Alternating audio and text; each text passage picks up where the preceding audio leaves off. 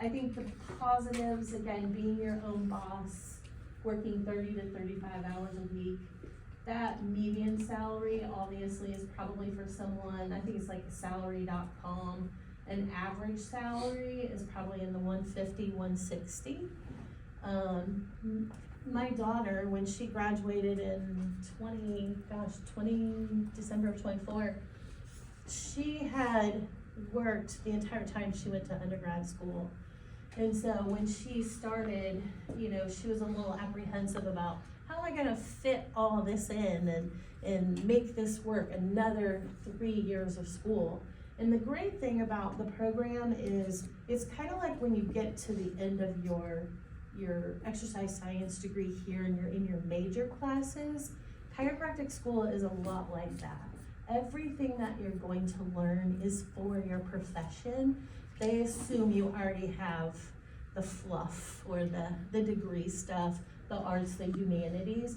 So really what you're doing is taking it to the next level to figure out how can I build upon those anatomies? How does that body function? How does it work?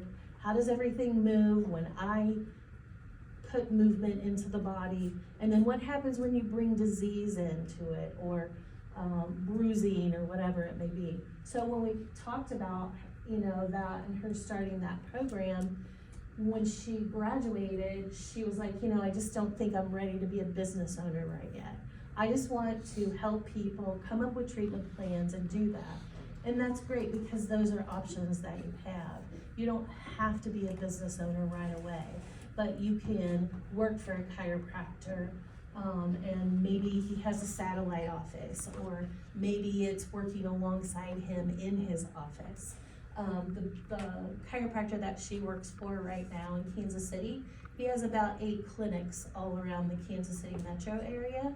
So she works with another doc, and they've got their own patient base. They kind of flip-flop hours, but when she goes home at 5 o'clock, she doesn't have to worry about, you know, paying the lights or salaries and all that good stuff. She can really just focus on patient care. The other part of that is work-life balance.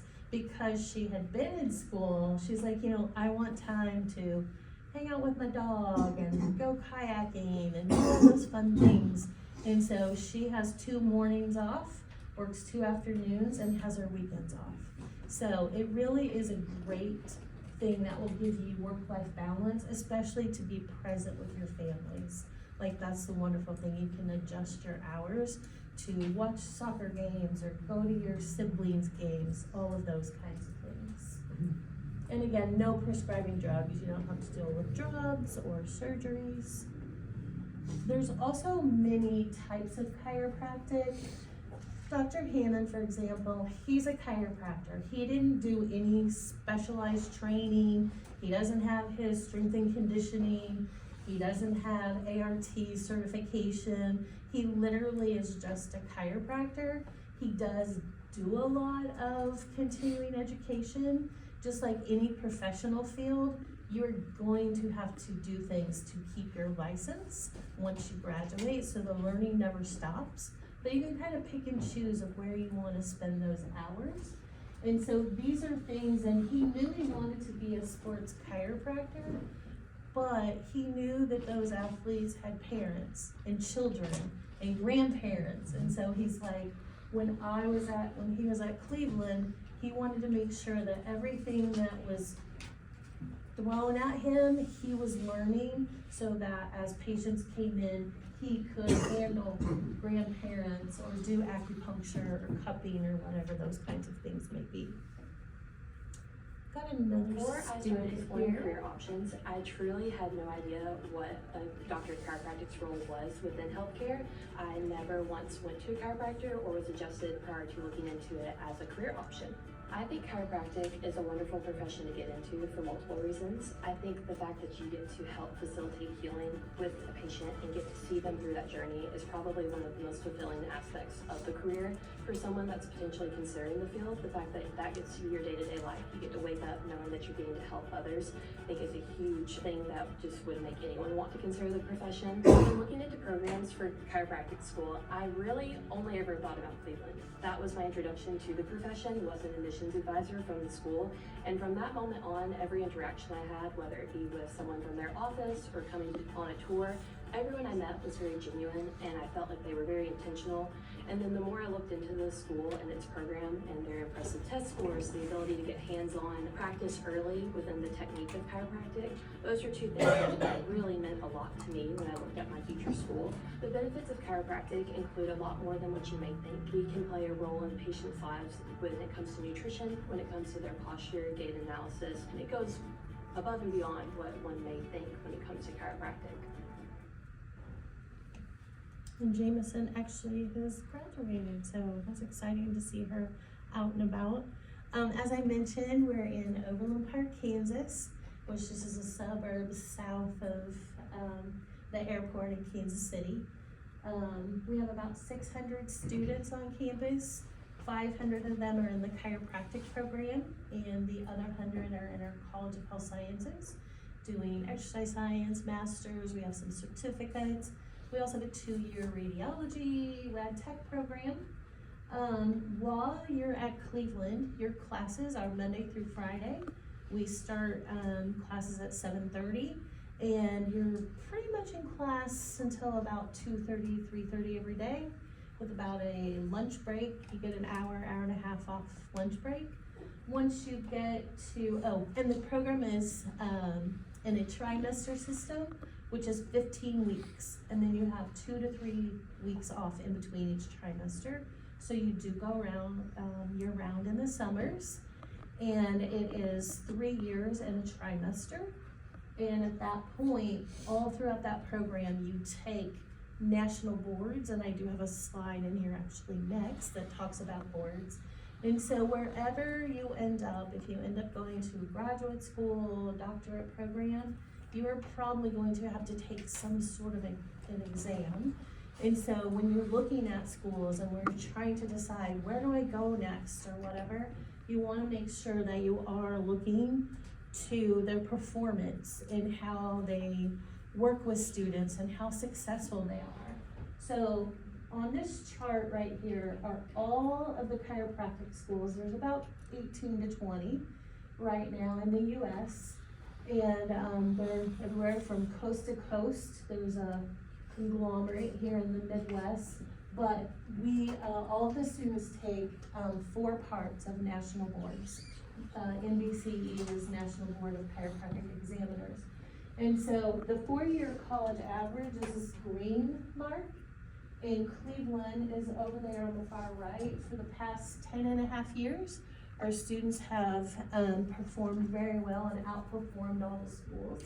So I think that's just one thing that you need to consider, whether it's chiropractic, whether it's PT, AT. Make sure you're asking, how are your graduates doing? Are they getting jobs? Are they passing those exams that they need to pass? And our curriculum is set up to where we want to make sure that you take all parts while you're in school, so that way when you graduate, you are ready to go and you're not sitting out for months waiting to take some tests, and then all of a sudden your loans are coming due or whatever. So just be sure and ask about those things when you're considering. So what does it take to get into chiropractic school? There's basically 3 pathways. And our accreditor, which is the Council of Chiropractic Education, is the one who sets those standards. And so if you have a bachelor's degree with a 3.0, you can apply for admission to chiropractic school. If you have 90 hours and a 3.0 and 12 credit hours, that's another path. And then we have a path for those that have a GPA between 275 and 299. You have to have 24 hours, and you will come in taking what we call a flex curriculum, where you're not taking a full load that first year, just so you can kind of ease into the program. We do start classes 3 times a year, September, January, and May. So that way you've got some options there. If you're a December grad, don't have to wait to get into school. Next steps. So the booklets that I pass out to you, on the very back is a card And so I know you guys have to do some shadowing hours with this major. Any professional program is gonna want you to have some shadow hours. And sometimes you even have to report those on your application.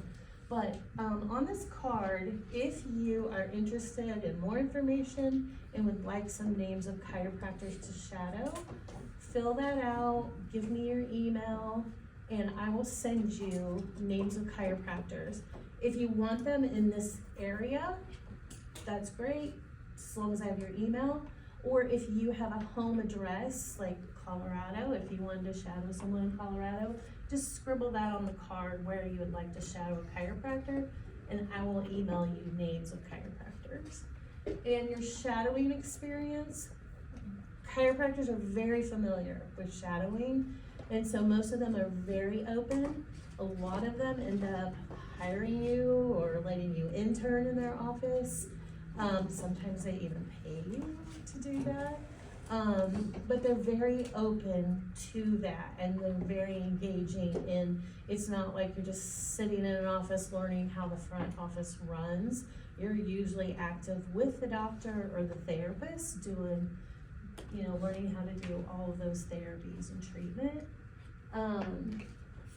I think that's, if anything, what I would share with you, which I'm sure your professor does, is shadow different kinds of professions to see exactly what you want to do.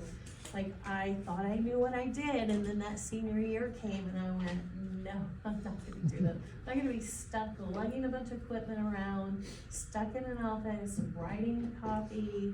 I was like, that's just not what I had envisioned for my future. And so, do shadowing. If you have opportunities, go visit chiropractic schools or AT programs, learn about all of the things that they require. Our next open house is July 10th.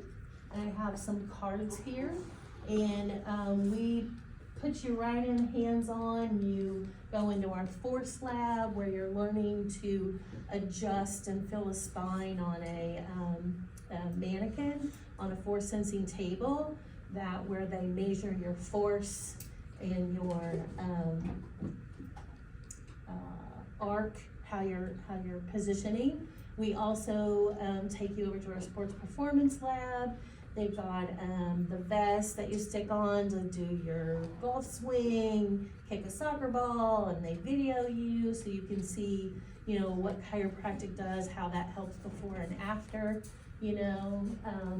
So if you have an opportunity, we do those 3 times a year.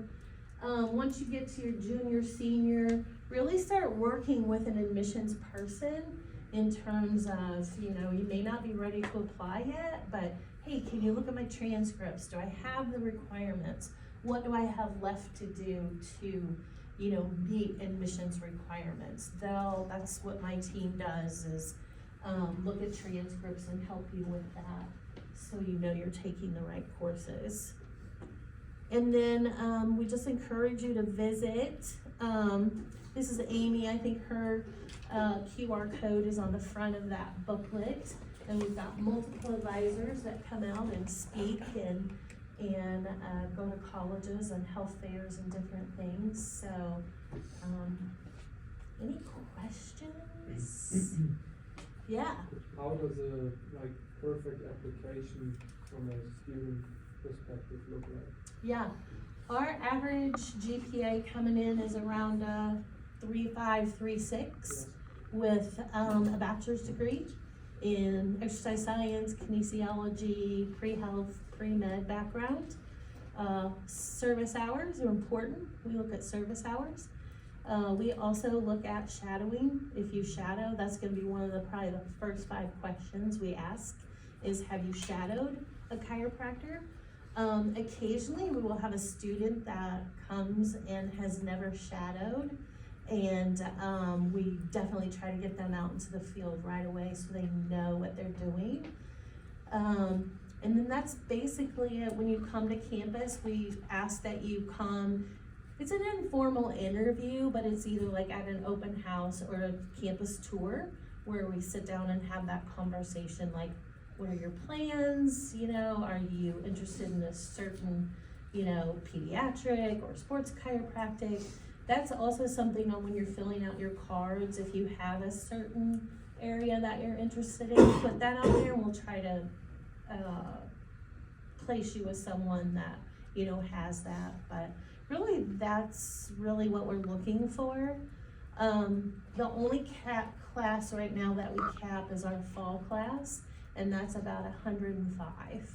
So we'll take about 105 that fall class, and then what happens is your labs are split up into about 3 or 4 different labs. So when you're learning hands-on, which is try one, you are learning basically with about 35 of you in a lab. Half of you are down on a table and the other half of you are up. How many people apply? What's that? How many people apply? Oh gosh, for a fall class, we typically get about 300 applicants. And a lot of people are qualified. What happens is usually, I would say a third end up pulling themselves out, either for, hey, I have a 5th year of eligibility for sports, to continue playing sports, or I want to do a master's before they start graduate school. So then they might defer to a summer class, but over 85% get accepted and start. Yeah. Since most chiropractors want to own their own business or kind of lead themselves to owning their own business, is there any business classes, anything that? Yes, can help? absolutely. Your last year of the program, you are in our clinic.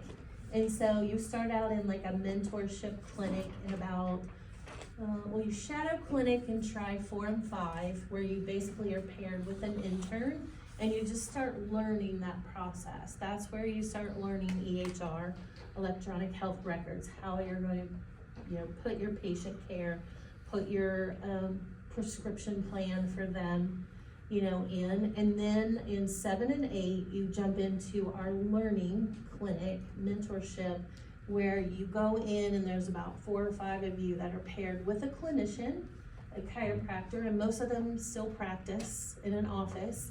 And he is going to work and assess that patient, and throughout the care, then bring you in and fold you into the care plan as you see comfortable. It's not just like, okay, here, now you're in 7, figure it all out, you know, here, be the doctor. And so they kind of just gradually fold you into that. So by your last 2 trimesters, you are in outpatient clinic alone doing your thing. And that's right on our campus, in the same building. And then once you meet those requirements, you can then go work in what we call a preceptor, where you work with a chiropractor. And you can do that back in your hometown. You don't have to do that in Kansas City. You can do that wherever. And so then the business aspect starts around try 7, and you'll have chiropractors come in, and again, they typically have you go out and shadow different kinds of offices and see, you know, what kind of practices there are, because you can have a chiropractor who likes to spend 20 minutes with a patient, you know, and do their history and talk them through, or you could have a high volume chiropractor who 10 minutes they're in and out. You know, and so you've got people that see 25 people a day. You've got chiropractors that see 100 people a day. So it's just really what works for you and your scope and how you want to practice. And so you literally will learn codes, how to do, you know, with insurance, all that kind of stuff to be able to bill and get paid, you know, for your services.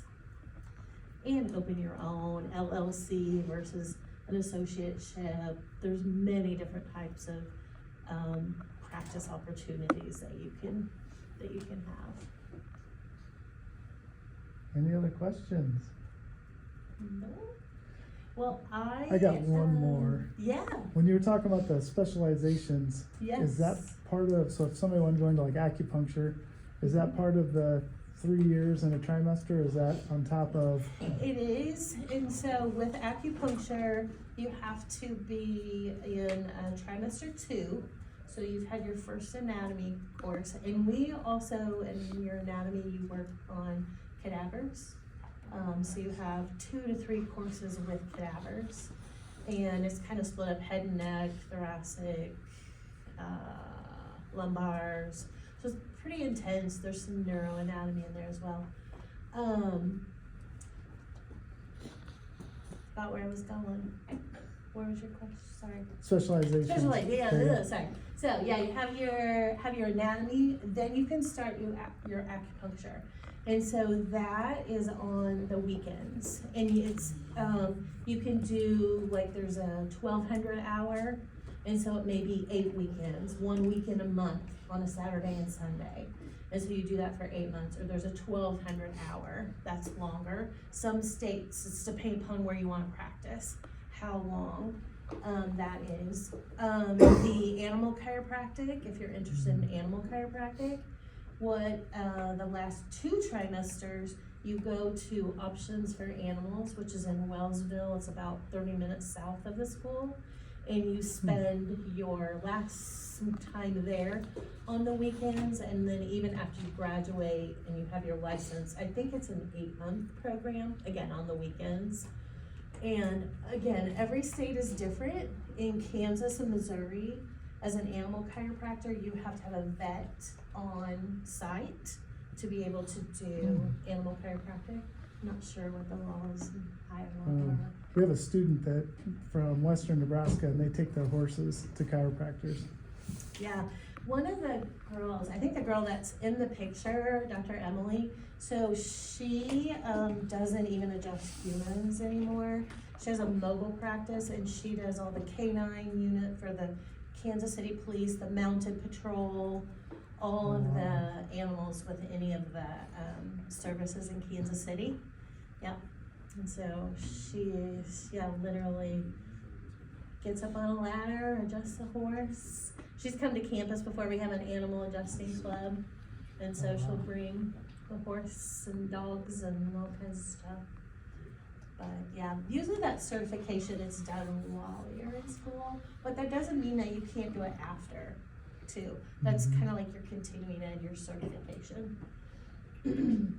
I had one of the guys in the picture, he is a baseball player from UNLV, and he knew, hey, I could go to chiropractic school.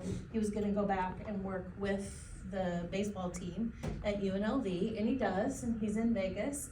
And I went to see him a couple years ago, and he said, so you know how I told you I was gonna be the sports chiropractor? And yeah, he goes, well, guess who my second biggest number of patients is pregnant women. And he's like, I happened to be in my office one day, a lady came in, she was pregnant. He goes, I took one seminar on a weekend, because I didn't have anything to do, for a Webster technique to help moms and babies.